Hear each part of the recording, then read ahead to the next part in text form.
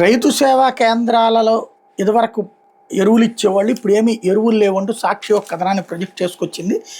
ఎరువుల ఇస్తామన్నామంటూ నిమ్మకి నీరెత్తినట్టు వ్యవహరిస్తున్న ప్రభుత్వం బఫర్ స్టాక్ కింద 2 లక్షల టన్నుల లక్ష్యం, ఇందుకు అవసరమైన నిధులు 100 కోట్లు, బడ్జెట్లో కేటాయించింది 40 కోట్లతో ఈ పరిస్థితి తలెత్తిందన్నటువంటి వార్తని హైలైట్ చేసింది.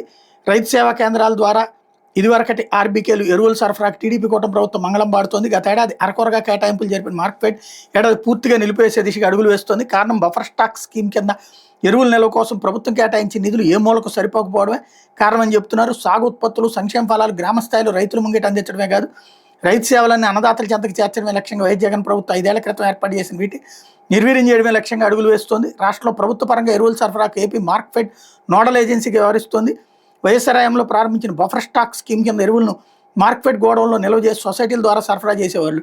వైఎస్ జగన్ ప్రభుత్వ హయాంలో సొసైటీలతో పాటు ఆర్బీకేల ద్వారా సర్టిఫై చేసిన ఎరువులను గ్రామ స్థాయిలో సరఫరాకు శ్రీకారం చుట్టారు. ఫలితంగా రవాణా, లోడింగ్, అన్లోడింగ్ ఛార్జీల కింద బస్తాకి 20 నుంచి 50 వరకు రైతులకి ఆదా అయ్యేది. ఇలా 4 ఏళ్లలో దాదాపు 60 కోట్లకు పైగా ఆదా అయింది. గ్రామ స్థాయిలో నిల్వ చేసేందుకు రవాణా, లోడింగ్, అన్లోడింగ్, హ్యాండ్లింగ్ ఛార్జీల కింద ఏటా 80 కోట్లకు పైగా ఖర్చేది. ఈ భారాన్ని మొత్తం వైఎస్ జగన్ ప్రభుత్వం భరించేది అన్నటువంటి వార్తని హైలైట్ చేశారు.